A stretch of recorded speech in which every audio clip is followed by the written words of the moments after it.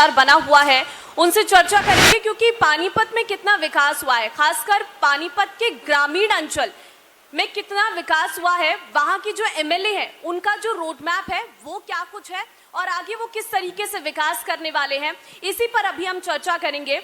हमारे साथ खास मेहमान रहेंगे महिपाल ढांडा, एमएलए पानीपत ग्रामीण से, साथ ही प्रदीप मोटवानी, सीईओ हाइसा ई मोबिलिटी से, और इस वक्त हमारे साथ श्री भगवान अग्रवाल, प्रेसिडेंट इंडस्ट्री एसोसिएशन के इस वक्त हमारे साथ रहेंगे और इस सेशन को होस्ट करेंगे मेरे सहयोगी पराग गुप्ता।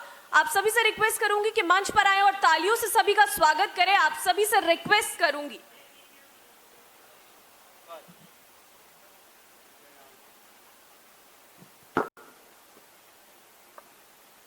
शुक्रिया ममता।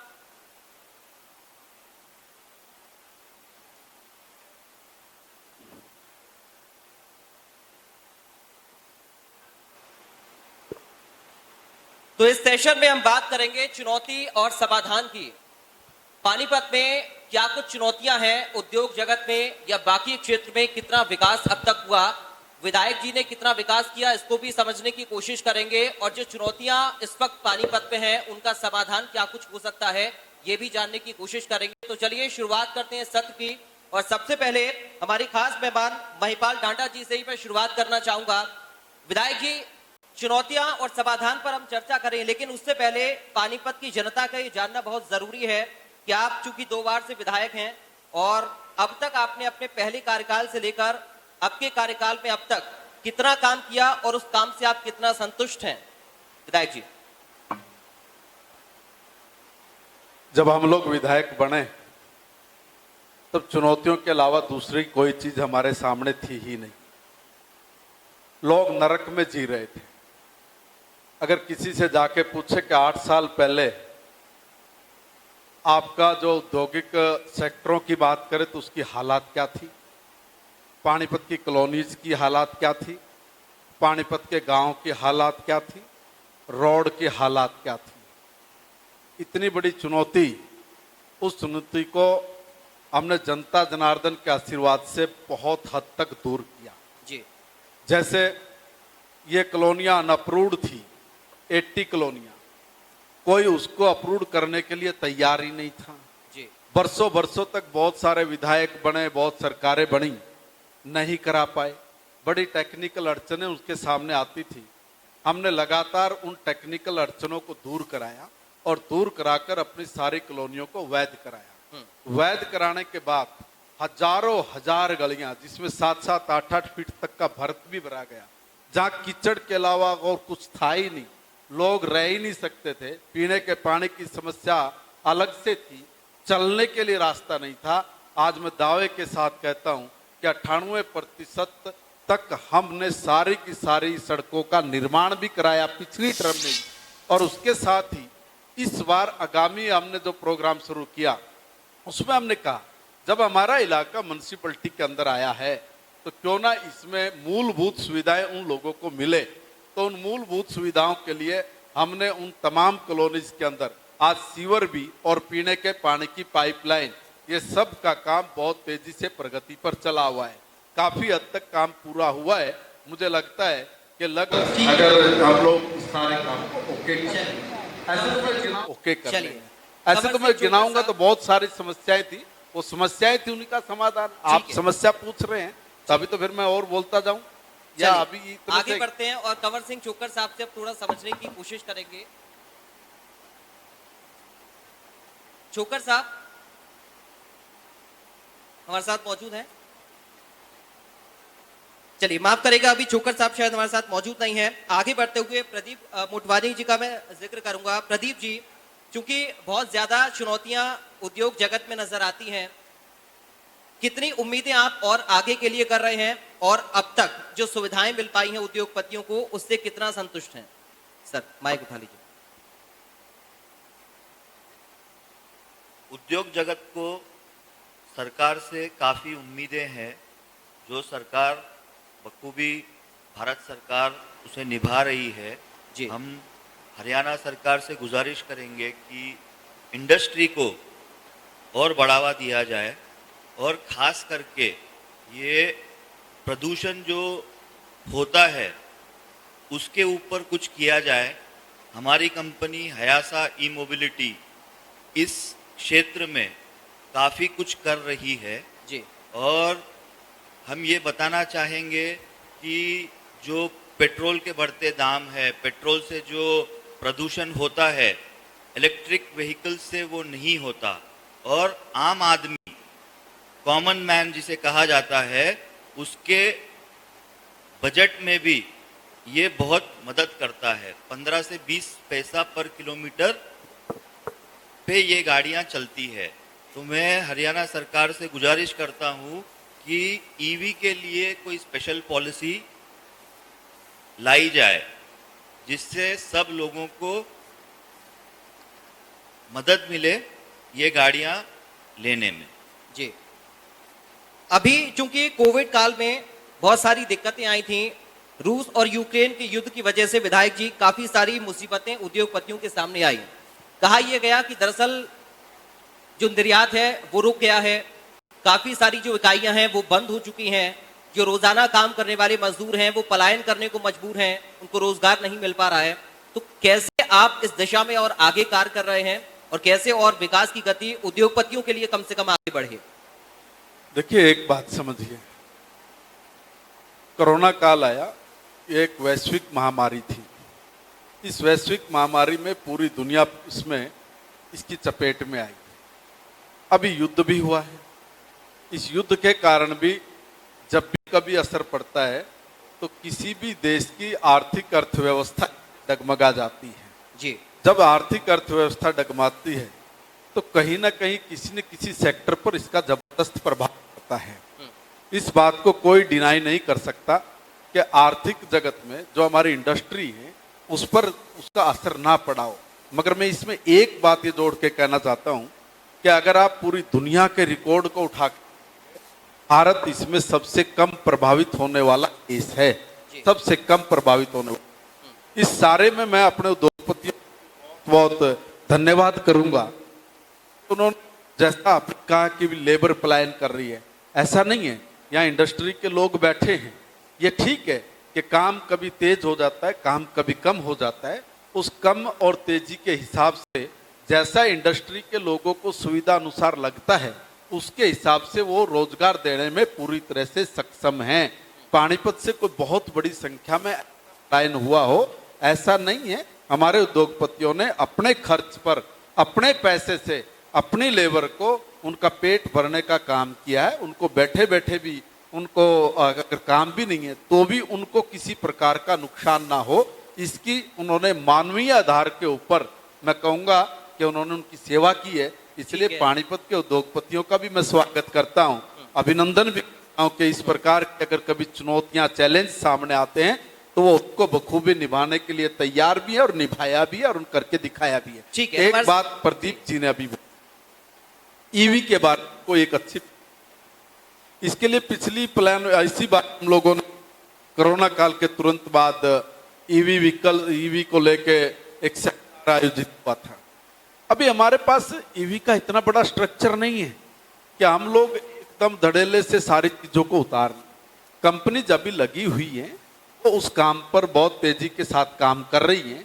मुझे लगता है जो जितनी डिमांड होगी, जितना व्हीकल्स हम लोगों को उपलब्ध होगा, लोग उसको लेने के लिए तैयार भी हैं और वो लोग ले भी रहे हैं। दूसरी बात, पोल्यूशन को लेके जो बोली गई है, मैं तो स्वयं इस चीज में, ये श्री भगवान जी भी जानते हैं, हमारे भीम जी भी जानते हैं कि हमारे यहाँ बड़ा मामला चला कि सारी इंडस्ट्री बंद होंगे, ये होगा। मैं तो स्वयं गया हूँ, चाहे हमारे पर्यावरण मंत्री थे, मैं मुख्यमंत्री जी को भी लेके गया, 5-5 बार हम लोग गए। भारत सरकार में हर एंगल पे हमने बात की। हरियाणा सरकार के अधिकारियों को, वरिष्ठ अधिकारियों को हम लेके गए, उसका नतीजा ये निकला कि जहां हमारी इंडस्ट्री बंद होने के कगार पे थी, हमने वहां पे बायोमास का उनको छूट आके इस इंडस्ट्री को इसमें भी एक राहत देने का काम किया है। और आगे बढ़ते हुए श्री भगवान अग्रवाल जी इस वक्त हमारे साथ मौजूद हैं। सर माइक उठा लीजिए। प्रेसिडेंट है इंडस्ट्री एसोसिएशन के। विधायक जी ने जो बातें कही, कितना संतुष्ट उन बातों से आप हैं और क्या आगे भी बड़ी चुनौतियां आपको नजर आती हैं? देखिए, विधायक जी ने जो कहा कि पहले हालात बहुत खराब थे, जी निश्चित तौर पे बहुत खराब थे। पिछले 4-5 साल में उसमें बहुत सुधार हुआ है, लेकिन बहुत सुधार होने की आवश्यकता है।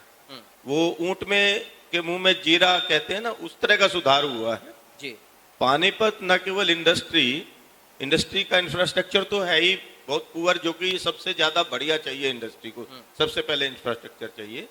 पूरे पानीपत का भी अगर आप देखेंगे तो अभी विधानसभा अध्यक्ष जी के साथ बात हो रही थी कि वो पंचकूला, गुड़गांव, फरीदाबाद और पानीपत की रेटिंग करें तो किस में आते हैं। मैं उसको थोड़ा सा और विस्तार देता हूँ। रोहतक, अंबाला, करनाल, सोनीपत ये भी जोड़ दीजिए, हिसार, सिरसा भी जोड़ दीजिए, जी। फिर रेटिंग निकालिए पानीपत की, सबसे नीचे आएगी। तो उसमें मेरी मांग भी है और मेरी कामना भी है जी। कि हरियाणा सरकार विशेष पैकेज लेके आए, विशेष दर्जा दे पानीपत को उसके इंफ्रास्ट्रक्चर के सुधार के लिए। विशेष पैकेज के तहत जो प्राथमिकता के आधार पे पानीपत शहर का विकास करे, क्योंकि देखिए जो यहाँ का जो प्रोडक्ट है पूरे देश में जाता है, पूरे देश में प्रसिद्ध है, पूरे देश के लोग आते हैं, विदेश से सारे लोग आते हैं। वो कहते हैं प्रोडक्ट बहुत बढ़िया जी पर शहर बहुत गंदा है, ये अनुभव वो लेके जाते हैं। इसमें बहुत ज्यादा सुधार की जरूरत है। ये मैं आपके माध्यम से अनुरोध करूंगा कि इसका संज्ञान लें, जी पानीपत शहर को विशेष दर्जा दें, विशेष पैकेज लाएं इसके जी। लिए और प्राथमिकता के आधार ठीक है, मैं चाहूंगा विधायक जी इसके मैं इसमें एक ऐड ऑन और करना चाहूंगा। मैं माननीय उद्योगपतियों से कहा हुआ फायदा नहीं, बुकिंग सराहना तो की गई, क्या प्रोडक्ट को देखा गया, लेकिन निर्यात उस तरीके से देखा गया, लेकिन निर्यात उस तरीके से नहीं हो पा रहा है। ट्रेड फेयर का भी फायदा नहीं हुआ और विशेष दर्जा देने की मांग भी अग्रवाल साहब कर रहे हैं। देखिए, 2-3 बातों को समझना चाहिए। हम अंततोगत्वा मानव हैं जी और मानव का स्वभाव तत्काल का होता है कि तत्काल में एकदम एक चीज हो गई, सामने कोई दूसरी चुनौती आई तो जो हुआ है उसको भी गुड़ गोबर करने में मानव स्वभाव कभी संकोच नहीं करता। ये कहना चाहता हूं कि जिस जगह पे इंडस्ट्री की अगर बात करें, खाली एक इंडस्ट्री ही नहीं है, अनेक ऐसे वर्ग हैं। हर वर्ग की चिंता जब तक नहीं करेंगे तब तक विकास संपूर्ण संभव नहीं है। अगर मैं इंडस्ट्री के सेक्टरों की बात करूं तो जहां पर 2-2 इंच का रोड़ा डाला हुआ सड़क भी नहीं थी, वहां पे हमने 1.5 फीट की ऊंची चौड़ी सड़कें बना के चलने के रास्ते तक का भी इंतजामात नहीं था, वो भी हम ही लोगों ने किया है। अगर हम लोग ये कहे कि पानीपत के पानी को बचाने के लिए, उसको रिसाइकलिंग करने के लिए कोई पॉलिसी बननी चाहिए, उसमें यहाँ कई लोग बैठे हैं जिनके साथ इस बात पर सुझाव भी मांगे गए और उनको हमने पता है कि वो पाइपलाइन में चला हुआ है और उस काम को करने में, जैसे पैकेज की बात भाई साहब ने अभी की है, उस पैकेज के लिए ये एक मोटा एस्टिमेट लगभग 2,500 करोड़ रुपए के आसपास का बन रहा था। उसको भी मुझे लग रहा है कि हम लोग उसको बहुत जल्दी उसको भी पूर्ण करा लेंगे, इसमें कोई बात नहीं है। मगर एक चीज मैं भी पूछ लूं, अगर हम लोग इंडस्ट्री के लोगों से भी अगर जानकारी लें कि भैया देखिए, अगर आपका जो इंफ्रास्ट्रक्चर है उसको अगर हमने दुरुस्त करना है, आपका पानी कितना निकलना है, आपका पानी कितना लगना है, आपका बहुत सारी ऐसी चीजें हैं जो टेक्निकल रूप से हम ना ठीक जानकारी मिल पाती है और ठीक जानकारी अगर मिल भी जाए तो उसकी व्यवस्था भी हो जाती है। अभी यहाँ के इंडस्ट्री के लोगों ने हम लोगों को बहुत कोऑपरेट किया है। अब उस कोऑपरेशन के आधार पे हम लोग इस समस्या के समाधान को भी करेंगे। ठीक है, अभी भी मेरी पिछले दिनों कुछ लोगों से बातचीत हुई, उस बातचीत में हमने कहा है कि हम लोग एक इस प्रकार का जो इंडस्ट्री के लोग हैं, हमारे यहाँ पे बायर्स आते हैं, दूसरी तरह की बातें हैं, हम लोग यहाँ पे कोई एक ऐसा हाउस बना के लोगों को, इसमें इनको किसी शोरूम पे जाने की जरूरत ना पड़े, पानीपत में इस छत के नीचे सब इंडस्ट्री के लोग अपने माल को, अपने बायर को दिखाएं, जिसका मंजूर हो वो ले जाए। ठीक है, इस प्रकार की भी सुविधा और वो देने की सोच ये भी हमारी है और इसको हमको भी बहुत जल्दी सिरे चढ़ा ले। चलिए मोटवानी जी, कितना इत्तेफाक विधायक जी की बात से रख रहे हैं, क्योंकि आप तो लगातार एनवायरनमेंट को लेकर, एम्प्लॉयमेंट को लेकर काम करते रहे हैं और आपकी कोशिश यही है कि ज्यादा से ज्यादा युवाओं को रोजगार दिया जाए और पर्यावरण के लिए जितना हम काम कर सके वो बेहतर हो। क्या फायदा आपको मिल रहा है शासन स्तर की योजनाओं का, या विधायक जी कह रहे हो उन बातों का? विधायक जी के बातों से मैं सहमत हूं, और रोजगार के लिए मैं ये कहना चाहूँगा कि सरकार के साथ साथ हम सब इंडस्ट्रियलिस्ट इनको भी कुछ करना चाहिए जी स्पेशली पानीपत के लिए। हम बहुत कम इन्वेस्टमेंट से लोगों को अपॉर्चुनिटी दे सकते हैं हमारे इस ईवी फील्ड में। वो बिजनेसमैन बन सकते हैं, एंटरप्रेन्योर बन सकते हैं, और अपने पास काफी लोगों को रोजगार भी दे सकते हैं। जी और एनवायरनमेंट के प्रति तो इससे पहले भी मैं कह चुका हूँ, ईवी अपनाए, एनवायरनमेंट बचाए। ठीक है अग्रवाल साहब, बीच में कोयले की समस्या से उद्योगपतियों को काफी दिक्कतें हुई थी, इसकी मांग उठी थी, और अगर पीएनजी का इस्तेमाल किया जाए तो कहीं अधिक गुना वो महंगी उससे पड़ती थी, तो बॉयलर चलाने में काफी ज्यादा दिक्कतें हुई थी। क्या अभी ये समस्या आप लोगों के सामने है, या फिर इसका समाधान हो पाया है? नहीं, पहले तो मैं आपको कोविड की बात बार बार हो रही है। जी कोविड के दौरान में हमारी इंडस्ट्री ने न केवल अपने श्रमिकों को इंटैक्ट रखा, जी उनकी पूर्ण रूप से सेवा की, इसके अतिरिक्त जो शहर का वंचित वर्ग था उसकी पूरी इंडस्ट्री ने बढ़ चढ़ कर सेवा की है। ये पानीपत का विशेष एक योगदान रहा है कोविड के दौरान। तो इसलिए यहाँ से बहुत ज्यादा पलायन हुआ नहीं, और जो हुआ वो सारा वापस आया। जी यही वजह से वापस आया कि यहाँ की इंडस्ट्री अपने श्रमिकों का ध्यान रखती है। ये रहा कोविड का। दूसरी बात, पीएनजी की जहां तक बात है, पीएनजी मोनोपोली एक संस्था के पास है। जी मनमाने रेट हैं उसके, तो वो बड़े एक्सेसिव हैं, उसमें सुधार की भी गुंजाइश है। उसके अलावा उसके जो उसमें जो इंस्टॉलेशन है उसमें बहुत ज्यादा दिक्कत का काम है। एक साथ अवेलेबल भी नहीं है कि वो एक साथ लग जाएगा, उसमें बहुत सारी दिक्कतें हैं। तो सरकार को उन दिक्कतों का भी ध्यान रखना चाहिए। इसके अलावा जो मेरे 2-3 पॉइंट और हैं, बिल्कुल मैं लेना चाहूंगा। एक कभी अनाउंसमेंट की हमारी बात हुई है, 5 साल पहले अनाउंसमेंट आई थी। ऐसा नहीं कि सरकार ने कुछ किया नहीं, ये भी है कि सरकार ने पहली बार कुछ किया है। जी सरकार, मुख्यमंत्री जी ने विशेष उसमें अपना योगदान दिया। 3 जजों की कमेटी बनाई जी उन्होंने, उस पे उनकी रिपोर्ट पे जज साहब कहते थे भाई हम तो रिपोर्ट देंगे, सरकार माने ना माने उसकी मर्जी है, लेकिन सरकार ने माना। उसके बाद रिकैलकुलेशन हुई, रिकैलकुलेशन होने के 2 साल हो गए। हमारी सहमति है कि आपके जो निकाला हम दे देंगे, वो अभी तक नहीं हो पा रहा। ना सरकार से कोई ये जवाब मिल पा रहा इसमें अड़चन क्या है। जी आपने जो निकाला, आपके डिपार्टमेंट ने जो निकाला, हमने मान लिया, कहाँ अड़चन है? अब सरकार को वो सामने रख देना चाहिए, आपका इतना निकला था जी, पिछले निरस्त करते हैं नोटिस, अगला नोटिस हम ये है, ये आप जमा करा दीजिए। मैं आश्वासन देता हूं इंडस्ट्री की तरफ से, इस 1 महीने के अंदर अंदर आपका सारा पैसा जमा हो जाएगा। ठीक है विधायक जी, आप जवाब दें उससे पहले एक सवाल भी ले लेते हैं एक साथ, फिर जवाब दीजिएगा। एक सवाल मैं माननीय विधायक जी से पानीपत ग्रामीण के बारे में ही 1-2 सवाल मैं पूछना चाहता हूँ। अभी माननीय विधायक जी बता रहे थे भाई सेक्टर 29 में जैसे इंडस्ट्री में हमने मोटी मोटी सड़कें बनाई हैं, काफ़ी मोटी मोटी कहते हैं, जितनी मोटी मोटी सड़कें बनी हैं इतना मोटा मोटा भ्रष्टाचार अभी अखबारों में आया है। क्या उस पर हमारे विधायक जी बताएंगे?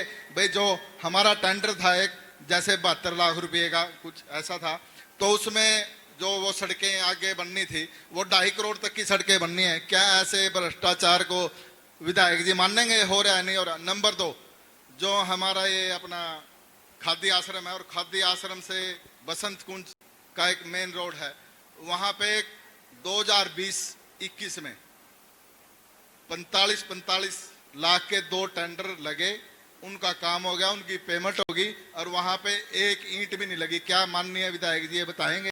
नंबर 3, एक भावना चौक है, एक बार जवाब ले लेते सर, एक बार जवाब ले लेते हैं। एक भावना चौक है पानीपत ग्रामीण में, वहां से नूरवाड़े तक 3 किलोमीटर की लंबी सड़क है, वहां से कोई आदमी पैदल भी निकल जाए, पैदल भी, तो बताएंगे उसके बारे में विधायक जी? विधायक जी, चूंकि भ्रष्टाचार एक बड़ा मुद्दा है और बीजेपी सरकार की खासकर हम बात करें तो जीरो टॉलरेंस की बात मनोहर सरकार करती रही है, और एक बड़ा सवाल मुझे लगता है कि आप लोगों के ऊपर है। हाँ बिल्कुल, देखिए, वो कई बार बोलते हैं ना कि छाछ तो बोले बोले छलनी भी बोले, है ना, कि भाई ये सड़क बननी थी, इसमें इतना करप्शन होगा, ईंट लगनी, रोड़ा लगाना, ऐसी कोई पेमेंट नहीं हुई है। एक बात। दूसरी बात ये कि कुछ काम अभी होल्ड पे डाले हुए हैं। भावना चौक से लेकर नूरवाड़ा तक मेरे भाई को, सज्जन को ये तो पता है कि वहाँ चलने का रास्ता नहीं है, मगर ये नहीं बताया कि क्यों नहीं है। मैं बता देता हूँ, वहाँ पे हमने सीवर डाल रहे हैं और सीवर और पीने के पानी की पाइपलाइन डल रही है। क्योंकि अभी बारिश हुई है और जब डेवलपमेंट का काम होंगे तो गलियां और सड़कें भी उखड़ेंगी। आपकी जब सरकारें थी दीपक जी, उस वक्त तो हुड्डा जी से हमारे लोग पानी के ट्यूबवेल लगवाने के लिए उनके पास गए थे कि भाई, और बिजली का पोल, बिजली के पोल की बात बोल रहा हूँ। जब पोल के लिए वहां पे गए तो उन्होंने कहा कि तुम तो पोल लगाने की बात कर रहे हो, मैं तो ये पोल उखाड़ूंगा कि तुमने यहाँ पे गलत वो किया है, कॉलोनियां यहाँ पे काट दी है।